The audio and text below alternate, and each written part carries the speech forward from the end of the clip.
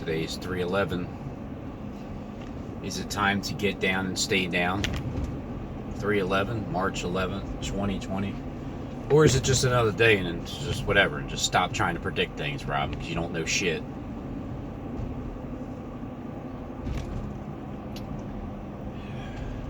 Donald Trump, he might have the coronavirus. See, Trump's not worried about having the coronavirus because he knows that the coronavirus isn't anything to worry about, because when you know that it's just words being put out there as propaganda on the media, why would you be worried about it? But Trump's in the news now. See, I had to check the mainstream media to make sure it was up there too, and not just AM TV. Yep. He shook the hands of the guy, and then, of course, the headlines are that, Trump has nothing. It's a low risk, nothing to worry about, which is true. It's a very low risk. So, when they say that, they're telling you the truth. But if you perceive that they're lying about everything, well, then you're going to not believe them. When you understand that they are telling you the truth, it is a very low risk. There's nothing to worry about. Trump says there's nothing to worry about. Why don't you believe him? Do you think he's lying to you? Well, I mean, yeah, but with what is he lying to you with, and what is he not? So, he's not worried about it. However, the majority of the world is. Go ahead, Speedy.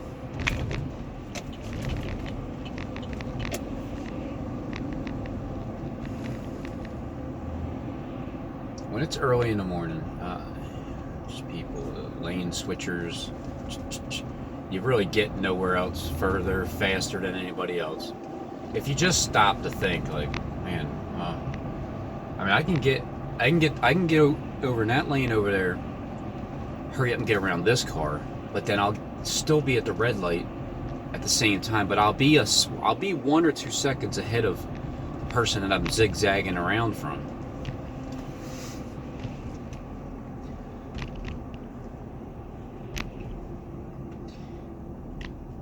Yeah, at one point I didn't think anybody was listening to me like that. I didn't think anybody was paying attention. Now, look, Klecks, just understand this. If you didn't plan on doing a bombing or some kind of, if you didn't plan on blowing up the William Penn building, and I misinterpret what you're saying, you're really talking about the Church of Philadelphia. You're really talking about a spiritual thing like YouTube shutting down, the angel of the Church of Philadelphia having a little strength. Like, if that's what you were talking about, by all means, don't go blowing shit up because I'm telling you that that's what I see, or that's how I'm interpreting. It's only if you were already planning on doing it is what I'm predicting. I'm not supposed to give you destructive ideas when, at least I don't think I'm supposed to, am I? I don't think I am. I don't think I'm supposed to give you... You just went right through a red light.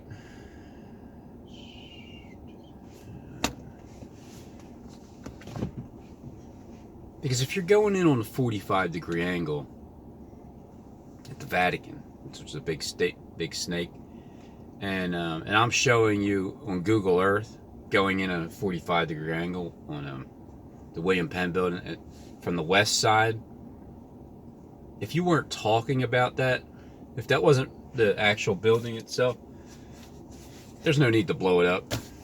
I'm sure what you got planned is it's gonna put a lot of people, it's gonna give them a mindset of thinking about God for some reason. But see, that's what destruction does, though, and that's why when it's perfect for it to be controlled demolition getting people away from the area, possibly even quarantining like Center City in that area, just getting people out of there, making sure nobody's around. And then when it's clear, because you got those robots that go in and they check to see if there's any body heat anywhere, and they can tell if a body's around, and you can, once that happens, then go ahead and you're free to go. It's only a building. Who cares? You can knock down the William Penn building. Who cares? It's a building. You guys build it. You can build another one. You can build one. You can erect a building that represents absolute truth. No more lies. You can knock down brick and mortar. You can build another brick and mortar. Or you can just leave it alone. Just saying. I didn't realize that people paid that much attention to what I'm saying until recently. Like within the last year, I started to, I always knew that Steve was watching and paying attention, but I just thought you, I don't know, I just thought you had a higher position than, just a highly trained reviewer. I mean, working for Klecks, I almost thought it was the other way around. But then now I'm realizing that Klecks your boss, Steve. I mean, prove me wrong. Klecks is your boss. He's all of your bosses. He is all of the Kleckites' bosses.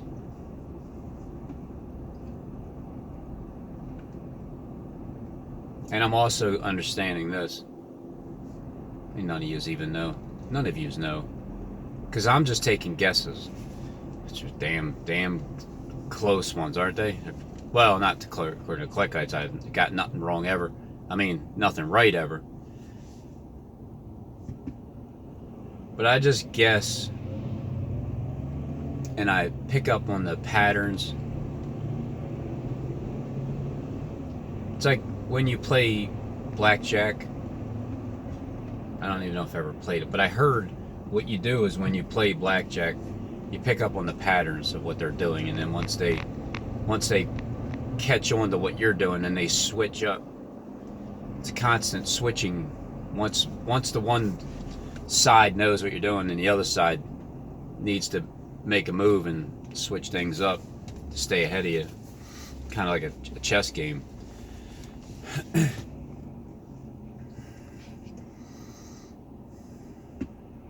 But I was thinking about this yesterday. I don't want you to cause destruction just because I'm taking guesses at things. Because I know there's certain things that I say that, when it does come true, behind the scenes, obviously, it's not something that, even my subs, you're not gonna see what, you're not truly gonna see the things that are happening behind the scenes that what I'm saying is right. But as I listen to Klecks and his speech, he's the one that gives it away. He's the one that's helping me see it clearer. Because he's talking, it's like he's talking in tongues. He's talking in secret. He's talking in the dark. He's going by night. And what do you do? What do you do at night? Like, can you really see? It's easier to see in the daytime because you can just see. It's clear. But why do you think Nicodemus in the Bible, why do you think he's the leader of the Jews? And why was he meeting up with Christ at night saying rabbi? Why was he calling him a rabbi? You call people rabbis when they're married. So he was going to Jesus by night. But was he going out at nighttime to go meet up with Christ hiding somewhere? Or is it a language that you talk through because it's dark, it's hidden, it's a secret? And then, but see, the thing is, Christ takes everything in the dark and eventually brings it to the light, even for the Kleckites. Everything's in the dark, but then there's a specific day. There's one day where everything comes to the light. Everything gets manifested in one day, and then it's a continuance. It's like a flood. The earth opens her mouth and swallows up the flood after a few days. So today's Wednesday. It's 8:03.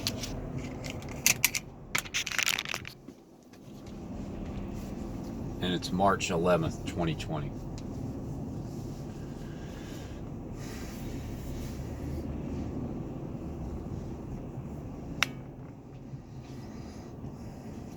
Can you believe nothing has happened since Kobe Bryant died on January 26th? It's like a month and a half. Just about. Almost exactly. A month and a half. Year and a half, month and a half. Lay on your side.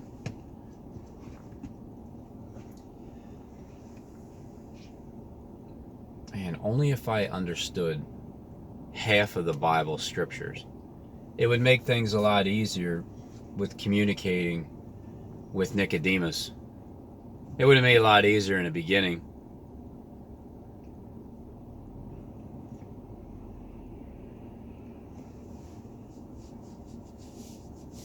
From what I've learned,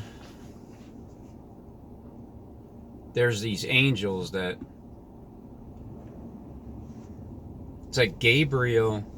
I've heard Gabriel has the woman's spirit. That's what I heard. Gabriel is the one that helps Daniel to understand the vision.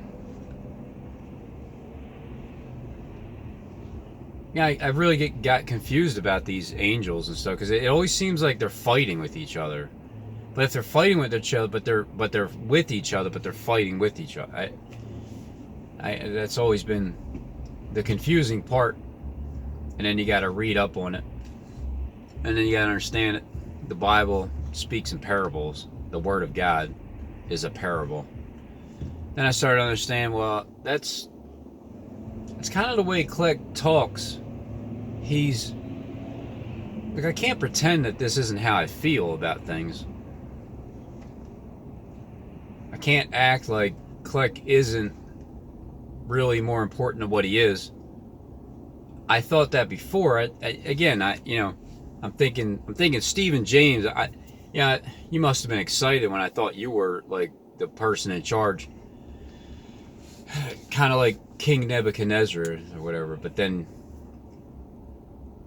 because after 12 months, it's like this tree, it's you. But then you got to repent, until 7 times passes over. And then I started hearing Klecks talk about this money and the patterns and folding up. And I look back at the videos. He's been at this for years. And I mean, you got all these videos back in 2011, 10, 8, whatever. And then I try to click on Stephen James Deshawn's account. There's like there might be one video left, but he's so scared he deletes all of his videos because he doesn't want to be caught in a lie. Klecks really good at lying. Well, he's really good. Yeah, he's still a liar, but he's really good at saying words and getting you to interpret and say how you feel without him actually saying it. Like, he's never said that he's that he is Jesus Christ in the flesh, the Son of God. He never said that. He's so slick with the way he talks. You can tell he's been doing this forever.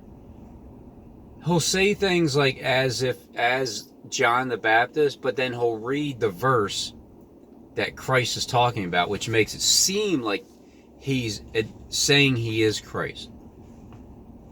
Eventually, everybody's going to be a Christ, because everybody's knee is going to bow and everybody's tongue is going to confess. But how does that happen? It has to be a world-dominating, changing event that starts like second 9/11. Trump needs to die from the script of the coronavirus.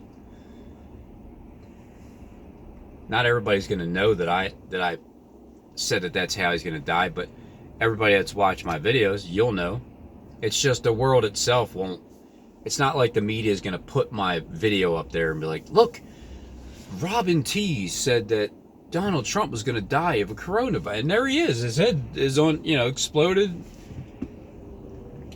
Just like when Klecks falls to his death when a parachute malfunction. I guess I would be a little nervous, Klecks, because I'm telling you to ring a bell on your birthday. Told you that back in February before you said that you were waiting for the Lord to tell you when to ring it, and so was I. So I just, hurried up the process. And to ring the bell on your birthday, jumping out of the airplane that you didn't say you were going to do at first at all. You didn't say anything about your birthday, that you were going to go skydiving. You didn't say that you were going to ring a bell on your birthday until the 6th of March, and you didn't say what verse you were that was gonna tie it all in, the one simple verse. Well, you did say it, but you made up you talked about it on the 4th of March 2020, and then on the 6th when you did the video, but then you took it down. But you admitted it then. I'm pretty sure I'm the only one that had all three of those in a row, just like that. When you're gonna ring the bell, how you're gonna ring the bell, and it's gonna be on your birthday, and the verse is gonna be through John 3:16, and you're gonna die, and that's the script that you wrote. And then the one thing you got to do is jump out of the airplane. I would be a little edgy. I would definitely be a little edgy. But that's why you need to make sure you jump out of the holographic screen. You don't want to really go up there and jump. Just in case. Just in case. Because I don't know. I could be predicting the world the way it is, saying that it's fake, but it really ain't. And it's actually happening. And people really die. And it's, I don't know. So again, if I'm with my guesses, if you haven't already planned on blowing up 17th and JFK, and I don't want destruction to be there if it's unnecessary, but if it was already planned and I predicted it, by all means, go ahead and follow through with it, because that's what I'm supposed to see, is that what you're going to do before you do it. And then when you do it, you got to make sure you don't hold the information from the public anymore. Like, don't seal up the words of the prophecy of this book any longer, because it's time. It's time for people to know. It's time for people to make a decision. It's just time for them to see, look, you've played so many people. You're still going to play all Hollywood that isn't watching my video, that still thinks that, they got the money and everything's going to be great. And they literally don't give a shit about human life, the ones that know that America's going to burn, and they're just like, I don't care, I'm out of here anyway. I'm going to the Garden of Eden with Klecks, and then I'm going to have all the Kleckites worship my feet. And the Kleckites are perfectly okay with worshiping the feet of American idols, all their sports stars and rock stars and movie stars. You guys just want to worship famous people.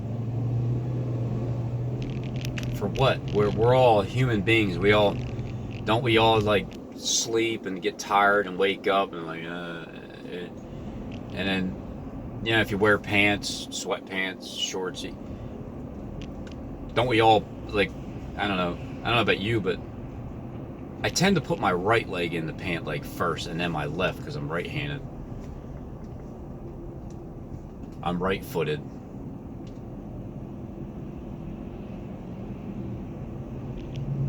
Like, how do you know what arm to use? How do you, when you go and kick, and you're a little kid and you go and kick a football, how do you know that you want to kick with your right foot or with your left foot?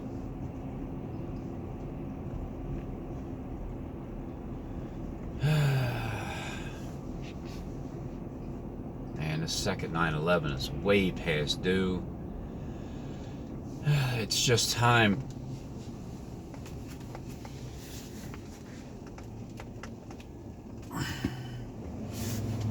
Oldest talk about 9/11.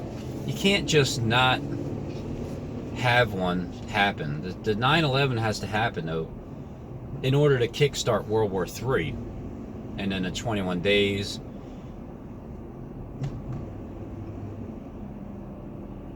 But from Klecks' death,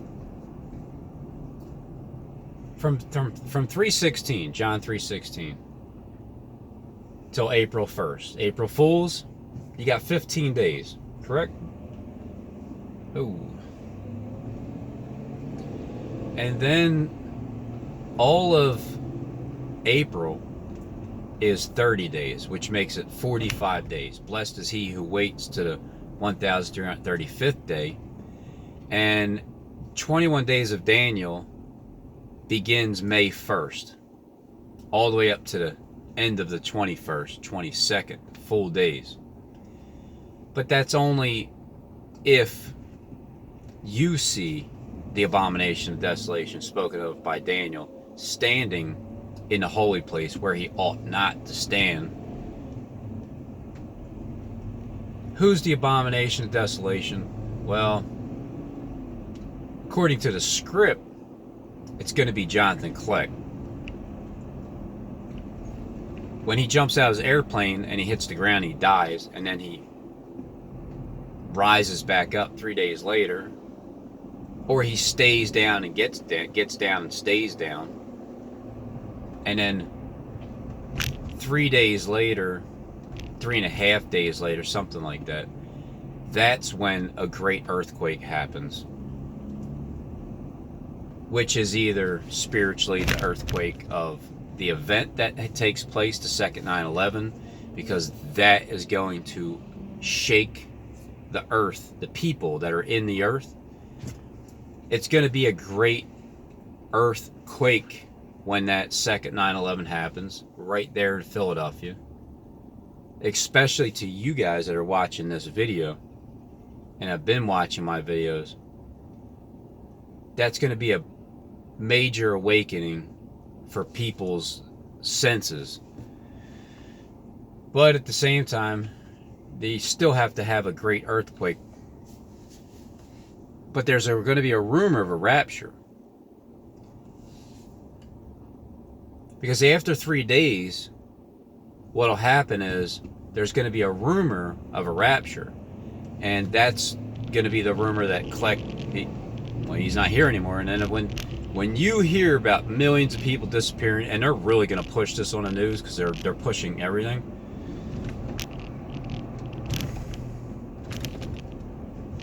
Man. That's one way of saying, well, where's his body? And then like Christ, when he rose up after 3 days,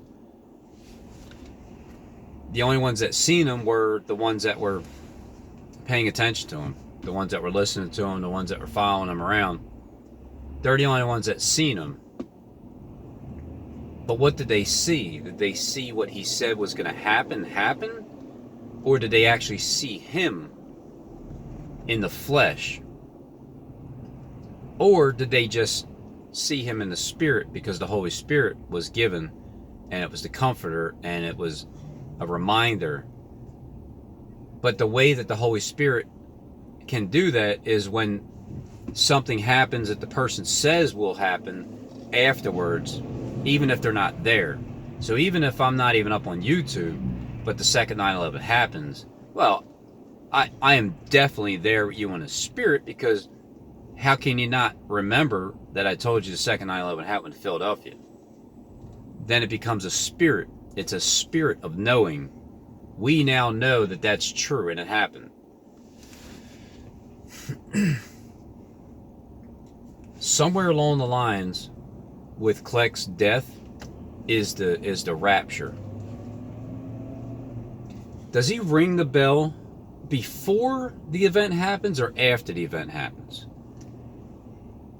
It tends to make sense to ring it beforehand because you're ringing a bell, warning people something's going to happen. You don't ring the bell after the event happens because you're too late. After the event happens, then it's like, and then you go and ring a bell. Like, where were you at? Why didn't you ring it beforehand? So that doesn't make sense. So I think that it's a bell ringing first. Ring that damn bell, Kleck, on your birthday. Ring it before you go skydiving, of course. You got to do that. Where do you ring it at? I mean, I thought about the airplane, installing it there. But don't you want to ring it like where there's no noise? Because when you're up on an airplane, it's kind of loud. You got to yell. But if you ring it beforehand, as you guys are all, you know, you Giggles, Kit Kat, and the rest, Corey and everybody, Dave, the Wave. Ring the bell with all you guys there. And I mean, if you're playing the John the Baptist role too, which you are, then somehow your head gotta get chopped off, Kleck. I mean, do you jump up and the propeller catches you or something and it slices your head, and then you fall down, like, but you wake up, but you're kind of like dead, but not really, but then you are, you know, like your wounded head or something, or is it the coronavirus? Will that be the reason why you have a wounded head, and then when you hit the ground, it's because of that? Either way, you got to ring the bell first, and then the event happens. But what if the second 9/11 happened today and you didn't ring the bell? This is what I'm saying. Like, if you didn't ring the bell before, and then this 9/11 happens, well, or do you let the event happen first, the second 9/11, which is the major world-changing event, and then ring the bell like as if you got 7 days to get into the ark? That I'm leaning more towards that. And then when you get into the ark will be the rapture. COVID-19. March 19th. March 16th is Kleck's birthday. He'll be 58 years old. 3 days later is March 19th. I went to jail October 28th, 2004, and I got out of jail on March 19th, 2016. So coming up, it'll be 14 years since I stepped on free ground and stayed free. I did my time. I learned my lesson. I woke the hell up. And now apparently the Lord is dropping bits of information into my brain, and I'm just relaying it to you guys. I gotta remember this. There was one time where even Kleck himself doubted anything that I'm saying, but he also had to have people tell him about my channel. So it's not like people did. Look, I thought before that people just have to know. There's people on the inside that already know, and they know, have a lot more information than I do. And then I realized, no, it's actually my words that are going to do this thing here, and it's when people hop on board, helps spread it even more. But if I didn't hop on YouTube and say anything, I wouldn't be a part of this equation that Kleck is talking about. That is weird. It's weird because it's like I had already planned on ringing a bell in Philadelphia in the second 9/11 and the back of money and the bombing at 17th JFK, and then it just so happens that there's somebody there from 1776, 200 years later, that was born in Philadelphia that they live in right now, and they were born in Lakeland, Florida, but even though they lived in Lakeland, but for some reason they were born in Bartow. It's like, I went on and explained that one, but it just so happens that he's there during the construction of the building, this post that was there already, that's already sitting in the saddle. The bell is already sitting in the saddle. Weird.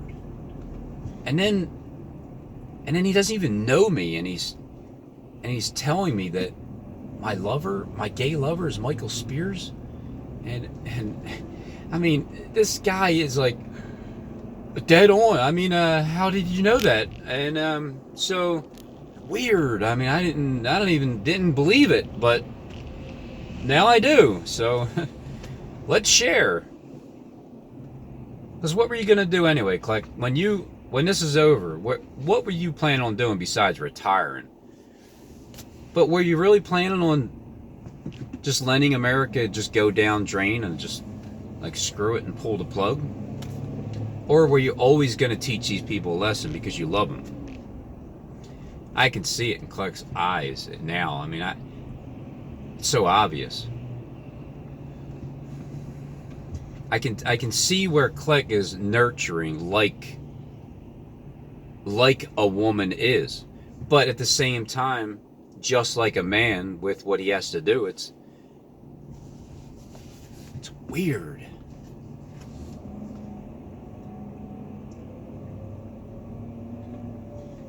But I can see how he is to you guys, the ones that ones that know, the guys that know, and even the ones that don't, even his flunky low-level Kleckites that are trolls on YouTube. Yeah, he still treats you guys well. I mean, but you guys are the ones that try to take advantage of it. That's what I think. And you don't understand what he's saying at all. You just don't have a clue. Even if you knew that he was a surveiller or not, and most of you don't even know that he's surveilling you, because he's watching you right through your damn camera hole in your computer, and you don't even know it. Or right through your phone hole, and you don't even know it. That's why he's able to see the reaction of you guys and what you guys are doing and saying. That's why he's telling you he can see what you are saying and behind closed doors that you are talking about him. I'd start repenting if I were you. Out loud, because he can see you and he can hear you.